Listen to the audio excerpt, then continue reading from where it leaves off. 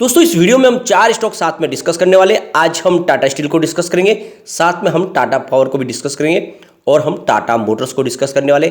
एक और कंपनी को डिस्कस करेंगे जो बहुत ही ज़बरदस्त स्प्लिट देने जा रही है और पिछले 1 साल में स्टॉक मल्टीबैगर साबित हुआ, बहुत ही ज़बरदस्त रिटर्न दे चुका है। यहाँ पर टाटा स्टील की बात करें तो स्टॉक ने आज पॉजिटिव क्लोजिंग दी है, जबकि रिजल्ट बहुत ही इस बार खराब रहा है। खराब इसलिए रहा क्योंकि लॉस में आ गई है कंपनी, काफ़ी भारी प्रॉफिट से लॉस में सीधी, उसके बावजूद भी पॉजिटिव क्लोजिंग आई है। उसके पीछे वजह यह है कि कंपनी बहुत मजबूत है और यहाँ पे देखें तो मैनेजमेंट की तरफ से भी बहुत बड़ा बयान निकल कर आए जिसके काफ़ी अच्छे मायने हैं, जिसको हम समझेंगे इस वीडियो के माध्यम से। वैसे मैंने कल ही आपको कहा था कि रिजल्ट में भले ही इस बार कमी रही हो, लेकिन कारोबार बढ़ रहा है और आने वाले इसमें डेफिनेटली तेजी का दौर शुरू होगा। और वैसे ग्लोबल ब्रोकरेज हाउस भी इसमें बाय की कॉल दे रहे। तो क्या है आगे की संभावना टाटा स्टील को जानेंगे इस वीडियो के माध्यम से। दूसरी तरफ टाटा पावर की बात करें तो बहुत ही ज़बरदस्त हमने रिजल्ट देखा इस बार Q3 का, और उसके बाद देखें तो तेजी का दौर भी शुरू हो गया है। अब आगे की क्या संभावना बनी है टाटा पावर की, क्योंकि टाटा पावर एक बड़े विजन के साथ आगे बढ़ रहा है। आने वाले 5 साल में 75,000 करोड़ का ग्रीन एनर्जी सेक्टर में निवेश होने वाला है और ऐसे में ये कंपनी मार्केट लीडर है ऑलरेडी ईवी चार्जिंग में। तो क्या इस समय जब स्टॉक ऑलरेडी डिस्काउंट में मिल रहा है, क्या निवेश करना चाहिए? टाटा मोटर्स की बात करें तो पिछले 7 क्वार्टर के बाद पहली बार कंपनी भारी प्रॉफिट में आ गई है और काफ़ी शानदार यहाँ पे इसका कारोबार है। तो कुछ बड़ी अपडेट निकल के आ रही है टाटा मोटर्स से, जिनको हम एक एक करके डिस्कस करेंगे और जानने की कोशिश करेंगे क्या इसी समय हमें टाटा मोटर्स में निवेश करना चाहिए। लेकिन फ्रेंड उससे पहले अगर आप पहली बार हमारे चैनल पे आए तो चैनल को सब्सक्राइब कर दीजिए, एक बेल आइकॉन दबा दीजिए ताकि जब भी नया वीडियो बने पहला नोटिफिकेशन आपको मिले। वीडियो पसंद आए तो लाइक शेयर जरूर कीजिए। चलो फ्रेंड्स वीडियो स्टार्ट करते हैं। मैं हूँ आपका दोस्त SP दवे और हमारे अपने चैनल ऑनलाइन कमाई में आपका बहुत बहुत स्वागत है। सबसे पहले टाटा स्टील की बात करें तो स्टॉक की क्लोजिंग आज 111 पर हुई है, 0.13% की तेजी के साथ। ये बहुत ही अच्छी बात रही क्योंकि आज क्लोजिंग पॉजिटिव हुई है। कल गिरावट हुई थी 5-6% की, लेकिन आज वो गिरावट थम चुकी है और ये काफ़ी अच्छी बात रही है। जैसे कि इस बार रिजल्ट में 2,502 करोड़ का लॉस हुआ, जबकि पिछले साल सेम क्वार्टर में 9,598 करोड़ का प्रॉफिट था। तो आप ये देख सकते हो कि अच्छे खासे प्रॉफिट से यदि कंपनी लॉस में आई और साथ में रेवेन्यू में भी गिरावट हुई। आप देख सकते हो कि इस बार 57,084 करोड़ का रेवेन्यू रहा, जबकि पिछली बार ये 60,783 करोड़ के आसपास था। 6% की गिरावट हुई। तो यहाँ पे जो सबसे बड़ी बात है कि इस बार जो ये इनको लॉस हुआ, इसके पीछे वजह है कि इन्होंने जो ब्रिटिश स्टील इन पेंशन स्कीम है जो इनकी, उस पेंशन स्कीम के अंदर 60% जो भी इनका जो इन्वेस्टमेंट वो इस समय कर चुके हैं और इस वजह से उसको एक प्रॉफिट में एक बड़ी सी एक गिरावट देखने को मिली। काफ़ी बड़ा इन्वेस्टमेंट हो गया। दूसरी तरफ यूरोपियन बाजार में इनके कारोबार में काफ़ी ज़्यादा इफेक्ट पड़ा, उसकी वजह से जियोपॉलिटिकल टेंशन की वजह से, और इनकी जो मटेरियल की कॉस्ट भी कुछ इफेक्ट कर गई, इस वजह से ये सारी प्रॉब्लम हुई है। लेकिन ओवरऑल देखें तो ब्रोकरेज हाउस काफ़ी ज़्यादा बुलिश है और जिस तरह से अभी नीलांचल इस्पात लिमिटेड का जो प्रोडक्शन भी शुरू हो चुका है, आने वाले समय उसका भी बेनिफिट देखने को मिलेगा। तो कुल मिला के इस समय 135 के टारगेट के साथ में इसमें निवेश की सलाह दी जा रही है। इसके अलावा एलेरा सिक्योरिटीज ने भी इसका 132 का टारगेट दिया है और इसके अलावा अगर आप देखें तो मोतीलाल ओसवाल ने इसकी न्यूट्रल रेटिंग दी है और उनका जो टारगेट है वो फिलहाल उन्होंने 123 से घटा के 115 का टारगेट किया है। लेकिन आपको ध्यान होगा तो पहले मोतीलाल ओसवाल ने 93 का टारगेट भी दिया था, इसलिए इसमें ये सोचने वाली बात नहीं है कि इसमें गिरावट होने वाली है। इसमें आगे से बढ़ोतरी की संभावना बहुत ज़्यादा है।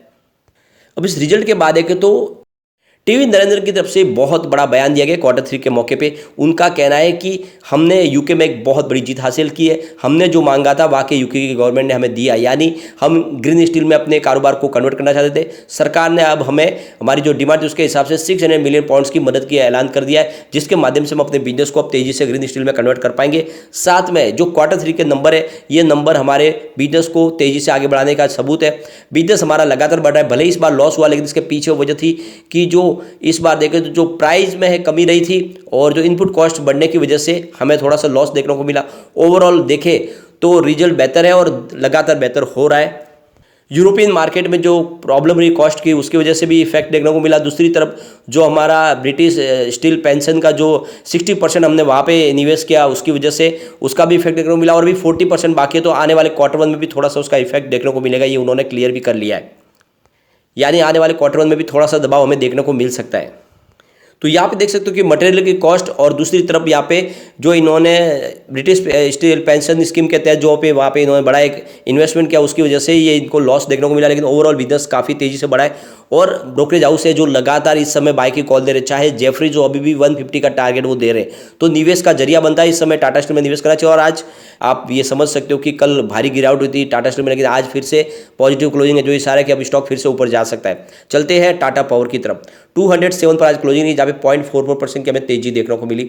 यहाँ पे टाटा पावर की बात करें तो इस बार नेट प्रॉफिट में 91% की शानदार बढ़त देखने को मिली है, जो इस बार देखें तो 1052.14 करोड़ रुपये के आसपास रहा है, जबकि पिछले साल से हम क्वार्टर में देखें तो 551.89 करोड़ रुपये के आसपास था। और इसके अलावा देखें तो जिनके रेवेन्यू में भी 30% की जबरदस्त बढ़ोतरी देखने को मिली है, जो 14,339 करोड़ के आसपास रहा है। पिछले साल से हम क्वार्टर में 11,015 करोड़ के आसपास था। तो आप देख सकते हो कि इनका एबिटाडा में भी 53% की ईयर ऑन बेसिस पे बढ़ोतरी है, जो 2,818 के आसपास रहा है। तो कुल मिला के बहुत ही ज़बरदस्त रिजल्ट दिया इन्होंने Q3 का।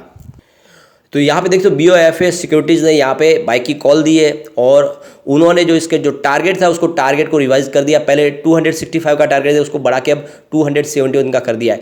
और उनके हिसाब से देखें तो यहाँ पे आने वाले समय एक तेज़ी का दौर शुरू होगा, क्योंकि बिजनेस तेज़ी से बढ़ रहा है। और जो इनका ग्रीन एनर्जी सेक्टर का जो पोर्टफोलियो है उसमें काफ़ी ज़्यादा तेज़ी से वृद्धि हो रही है, और लगातार इंस्टॉलेशन कैपेसिटी बढ़ रही है। EV का कारोबार भी तेज़ी से बढ़ रहा है, तो आने वाले समय डेफिनेटली एक तेज़ी का दौर शुरू होगा।